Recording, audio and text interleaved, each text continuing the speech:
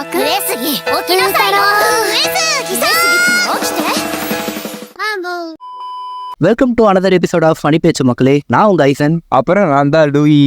இன்னைக்கு நம்ம பார்க்க போறது ஒரு ராம் காம் அனிமே. எத்தனை நாள் தான் நம்ம மக்கள் இந்த ஷோனன் இதே பார்த்துட்டு இருக்கிறது. அதனால தான் இன்னைக்கு ஒரு சேஞ்சுக்கு நாங்கள் ஒரு ராம் காம் அனிமே பற்றி பேச போகிறோம். இந்த அனிமே நாங்கள் பார்க்கும்போது எங்களுக்கு பயங்கர ப்ளசண்டான ஒரு ஃபீல் வந்துச்சு.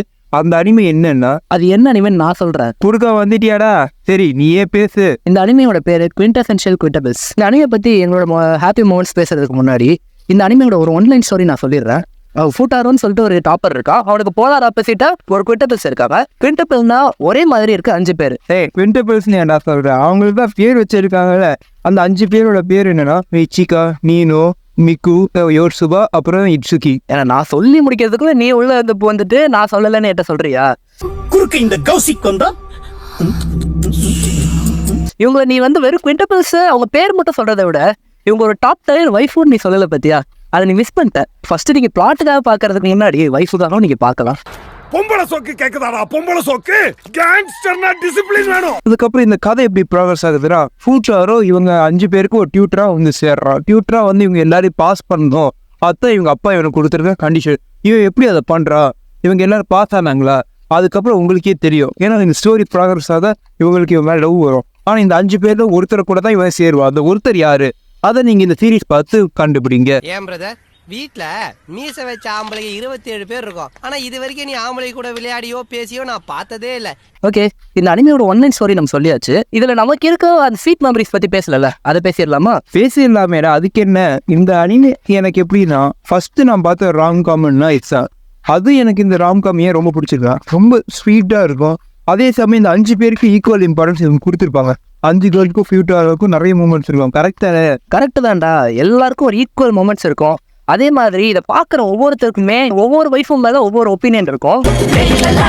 கார்னர் பைசா இருக்கிறானே, குள்ளமா இருந்தாலும் கும்முன்னு இருக்காங்க. அதுல எனக்கு ஸ்ட்ராங்கா யார் சேரணும்னு ஆசைன்னா எனக்கு யோசிப்பா தான். உனக்கு நீனோ தாண்டா பெஸ்ட். சொந்தரேங்கிறதுக்காக தான் நீனோ என்னால வைக்க முடியாது. யூடியூப் எவ்வளவு சீர்ஃபுல்லான கேரக்டர் உனக்கு தெரியுமா? அவள மாதிரி ஒரு பொண்ணு கிடைக்கணும்னு எத்தனை பேர் ஏங்குறாங்க தெரியுமா? அந்த மாதிரி எல்லாம் இருக்கிற சான்ஸ் இல்லையே. ஏங்குறாங்க தெரியுதாண்டா. ஆனா அதுக்குன்னு ஒரு தகுதி வரும்ல. இட்சுகிக்கே அந்த தகுதி அதிகம் தான்டா. என்ன கேட்டா இட்சுகி சொன்னா அப்ப மிக்கு மட்டும் என்ன குறைச்சலா? அவளுக்கு கேட்ட அழகு இல்லையா, அறிவு இல்லையா, திறமை இல்லையா? ஏன் அவளுக்கு லவ்வும் இருக்கு, அதே மாதிரி பல ஆசைகளும் இருக்கு நம்ம ஃபூட்டாரோ மேல. அப்ப அவ ஒரு கேண்டிடேட் தானே. அப்ப இச்சிகாவை என்னடா சொல்லு? அவளுக்கு தான் அறிவு இருக்கு, அழகு இருக்கு. அவ ஒரு கேண்டிடேட் கிடையாதா? இந்த சீரீஸ்ல இச்சிகா தானே ஃபர்ஸ்ட் ரொம்ப டைரக்டா ஃபூட்டாரோ மேல லவ் பண்ணா. அதுக்கப்புறம் அவ தான் ரொம்ப டைரக்டா இருக்கும். மற்றவங்க எல்லாம் என்னதான் கொஞ்சம் எக்ஸ்பிளைன் பண்ணாலும் இச்சிகா அந்த மாதிரி கிடையாதுடா. இச்சிகா எல்லாம் ஒரு ஓப்பன் டைப்பா. அவளோட ஏம் என்ன, ஆக்ட்ரஸ் ஆகணும், அதுக்காகவே அவ இது பண்ணா. அதே சமயம் ஃபூட்டாரோ அவளுக்கு ஹெல்ப் பண்ணா. அப்போ அவ ஒரு கேண்டிடேட் தானடா. ஓகேடா, எல்லாரும் ஒரு கேண்டிடேட் இருக்காங்க.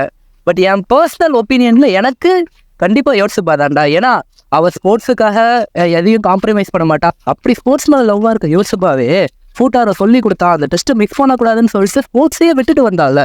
அப்ப நீ அவளை என்ன சொல்லுவ? சுருக்கமா சொல்லும்போது வயிற்றுச்சல் அப்படின்னு சொல்லலாம். பட் சாப விடுறேன் இப்ப கொஞ்ச நேரத்துல இப்படியே போச்சு. யோர்சுபா விட அதிக கேரக்டர் டெவலப்மெண்ட் நீயோக்கும் மிக்குக்கும் தான்டா. அது நீ ஒத்துக்கிட்டே ஆகணும். ஓகே, நான் ஒத்துக்கிறேன். இப்போ நம்ம சண்டை போட்டுக்கிட்டே இருந்தோம்னா கண்டென்ட் தள்ளி போய்கிட்டே போகுது. ஸோ நம்ம மொமெண்ட்ஸை பத்தி பேசிடுவோமே.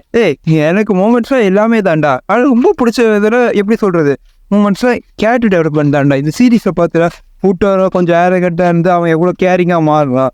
அது ஒரு கேரக்டர் டெவலப். அதே மாதிரி அந்த 5 பொண்ணுங்களுக்கும் நிறைய கேரக்டர் டெவலப்மெண்ட் கொடுப்பாங்க இந்த சீரீஸ் ஈக்குவலா. அதை பத்தி நீ பேச. நீ சொல்றது 100க்கு 100 உண்மைதான்டா. ஏன்னா ஃபூட்டாரோ தன்னோட கோலுக்காக தான் வந்திருப்பான். அவனோட காலேஜ் ஃபீஸுக்காக அவன் வந்திருப்பான். பட் இருந்தாலும் இவங்களுக்காக அவன் போடுற எஃபர்ட் இருக்கு பத்தியா. ஒவ்வொருத்தருக்கும் நோட்ஸ் எழுதுவான், ஒவ்வொரு பர்சனாலிட்டிக்கு ஏற்ற மாதிரி இவன் மாறுவான், அவங்களுக்கு ஏற்ற மாதிரி சொல்லி தருவான். இவனுக்குமே அந்த 5 பேருக்குள்ள ஒரு லவ் இருக்க தான் செய்யுது. பட் இவன் அதை பெருசா வெளிக்காட்டிக்காம அவங்கள மார்க் எடுக்க வைக்கணும், அந்த அளவுக்கு அவன் இறங்கினான்ல. ஸோ அவனோட படிப்பையும் விட்டு இவங்களுக்கு ஹெல்ப் பண்ணான் பத்தியா. அதுதான்டா அங்க இருக்கிறான்டா ஃபூட்டாரோ. ஸோ என்னதான் நம்ம ஒய்ஃப் ஹவுஸ் பத்தி பேசினாலும் ஃபூட்டாரோக்கு ஒரு கேரக்டர் டெவலப்மெண்ட் இருக்கு. ஆள் தெரியல போல் இருக்கு. நாங்கெல்லாம் சிங்கத்தோட உண்ணாக்க வெட்டுக்குன்னு பிடிங்க திங்கிறீங்கடா மர தமிழே. ஃபூட்டாரோட லாயர் மாதிரி பேசாதடா. அவனுக்கு கேரக்டர் டெவலப்மெண்ட் இருந்தாலும் என்ன கேட்ட அவன் அரகன்சி இதெல்லாம் இருக்கு. பட் நல்ல கேரக்டர் தான். பட் அவனோட எனக்கு இந்த சீரீஸ்ல அந்த 5 பொண்ணுங்களுக்கு தானே நிறைய ரோலு. நிறைய கேட்டல் இந்த மாதிரி இருந்துச்சு. ஏன்னா அவங்க தான் அந்த மெயின். அதை பத்தி பேசண்டா. நீ எப்பவுமே ஒய்ஃபு சைடு தான் நிப்பன்னு எனக்கு நல்லா தெரியும்டா. பொம்பளை வெறி புடிச்சு போய் தெரிஞ்சுக்கிருக்க நீங்க 90s தானே நீ தெரியுதுடா.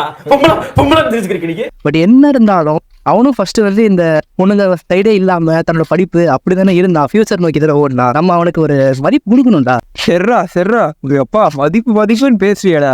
கொஞ்சம் நிறுத்திட்டு இந்த அனிமே சீரீஸ்ல எல்லா கண்டென்ட்ஸ் இருக்கு, எத்தனை எபிசோடு, அதை பத்தி பேசலாமா? ஃபர்ஸ்ட் 2 சீசன் இருக்கு, கூட ஒரு மூவி இருக்கு.